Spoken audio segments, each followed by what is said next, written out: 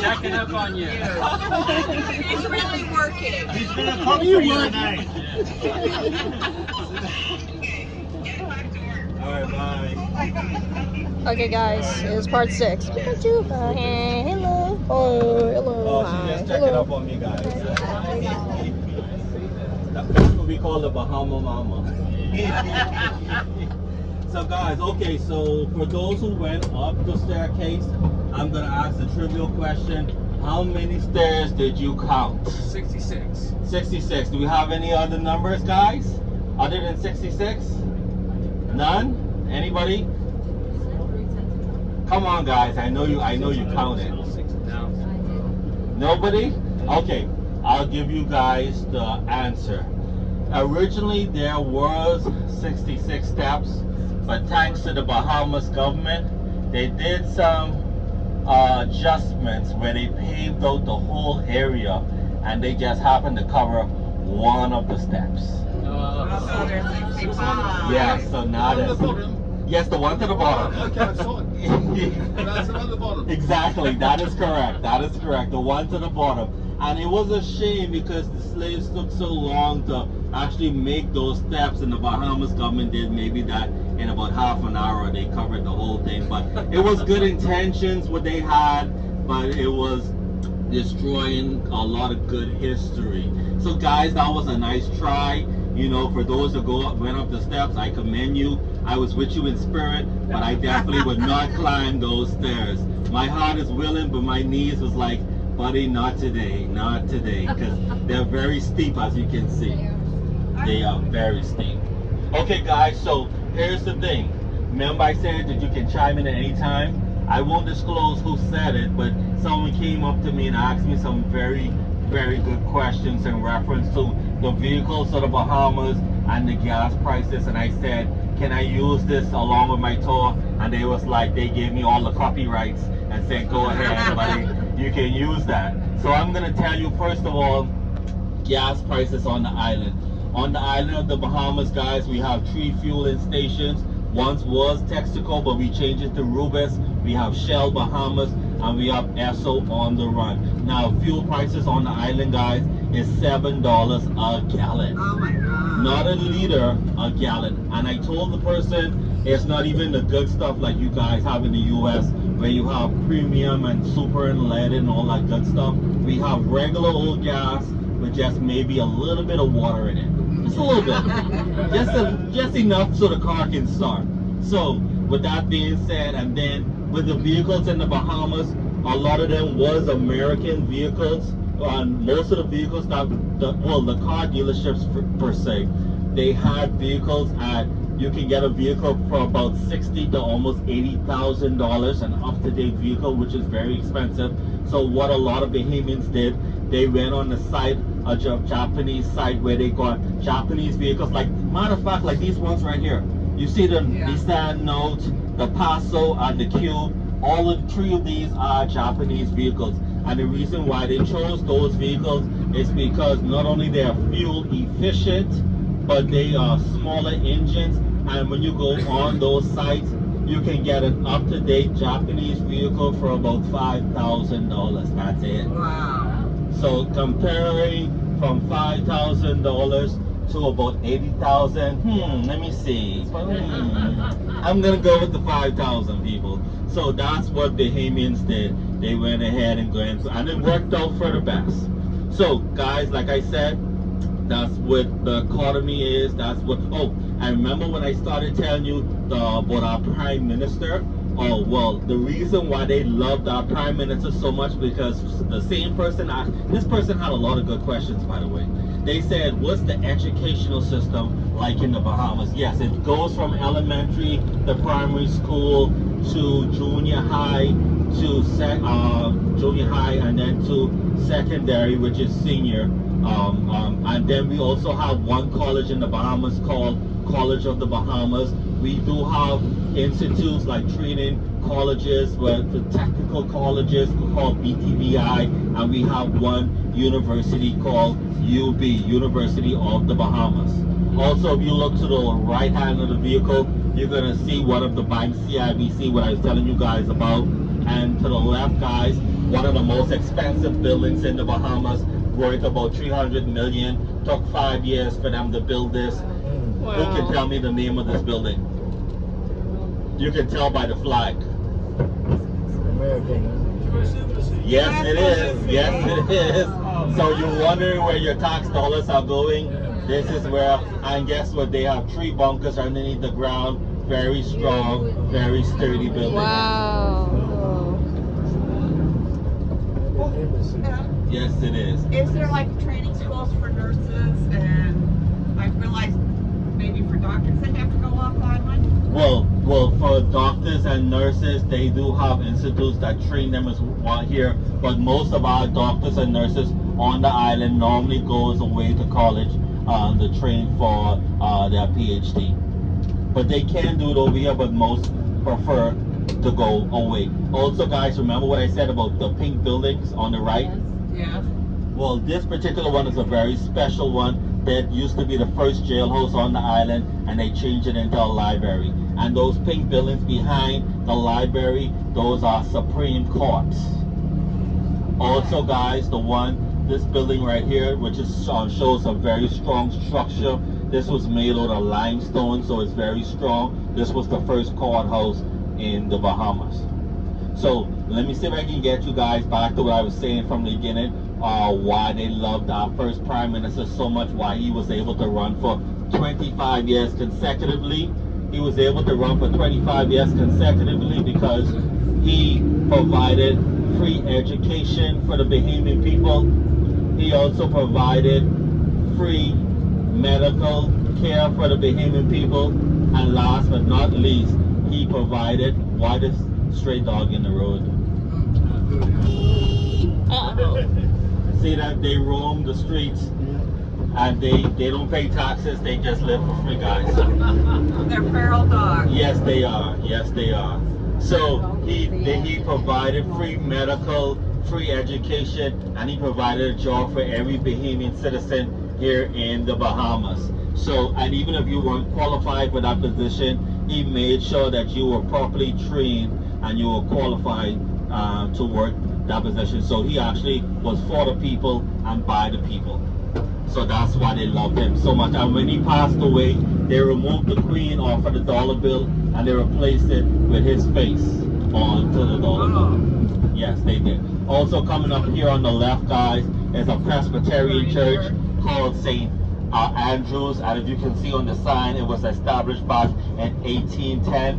And whenever Sean Connery visit the island, this is the church of choice he would actually go to. And for those who are not familiar with who's Sean Connery, he's the original 007 James Bond. Yes, yes, he is. Wow.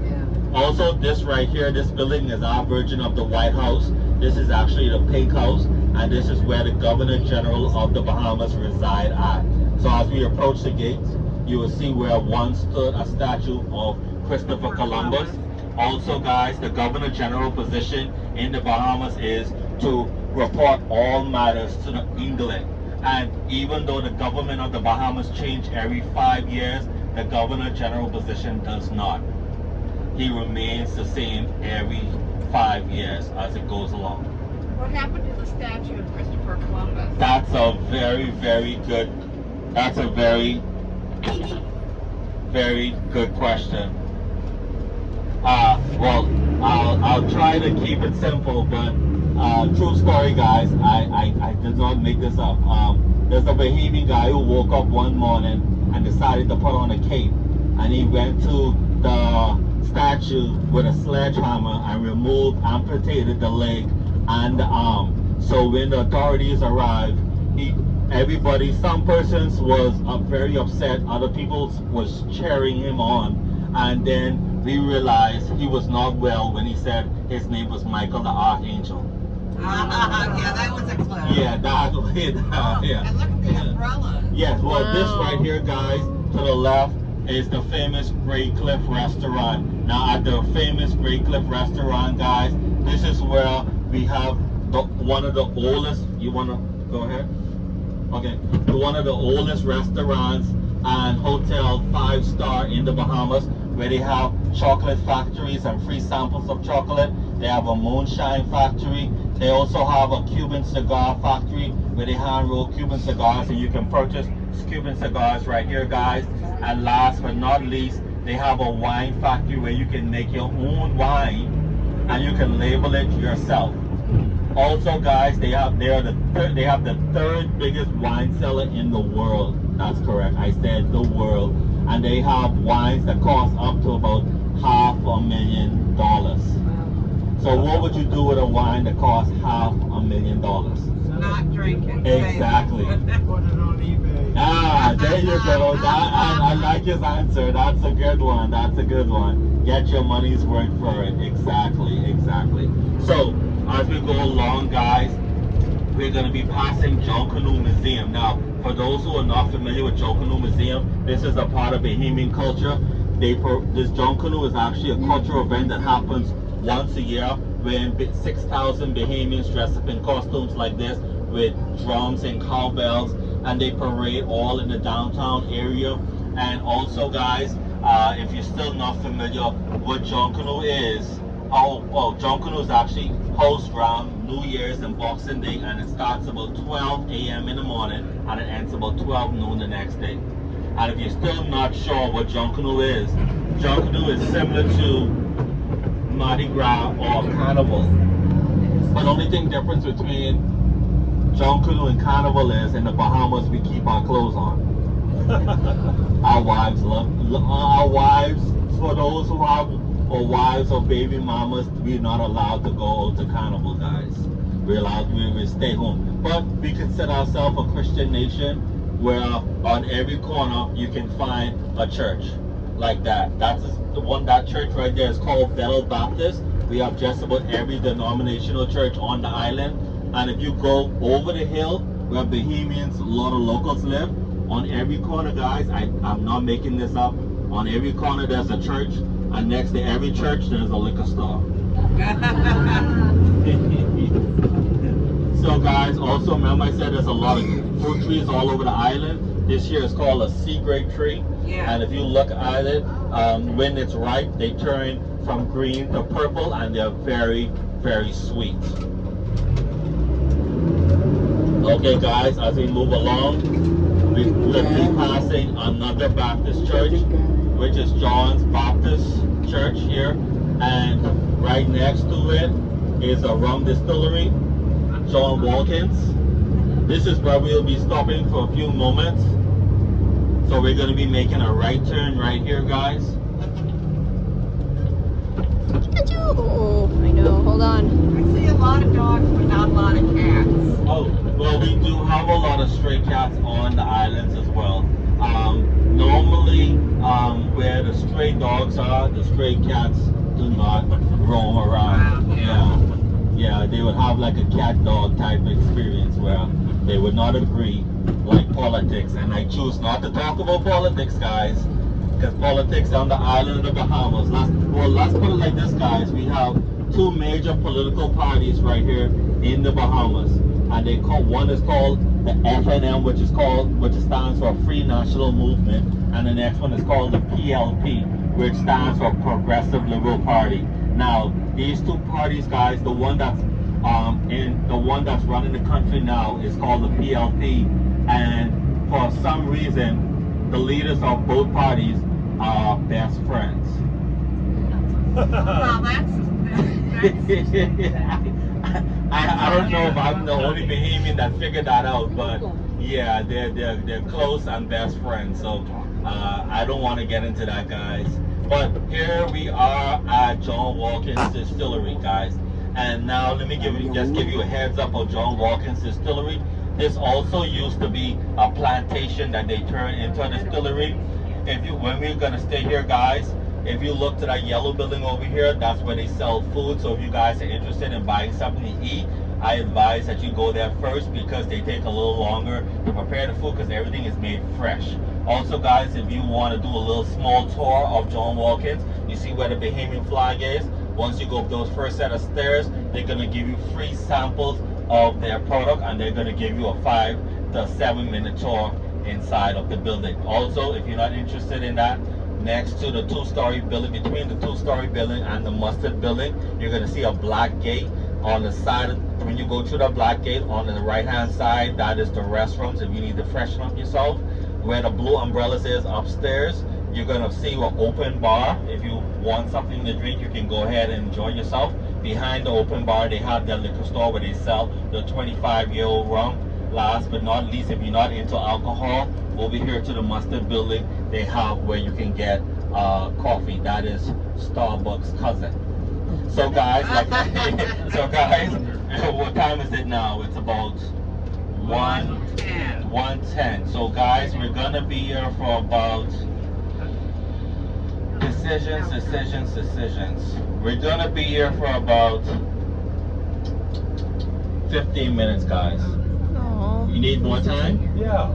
20 minutes, guys. See, Yeah. we're vehements already. We're negotiating. So we're gonna be here for 20 minutes. So 20 minutes will be back by Okay. Alright, get 1:30, inside. guys. Good. 1:30, we're gonna be right back here. Alright, we're getting out. Bye, guys. See you in part 7.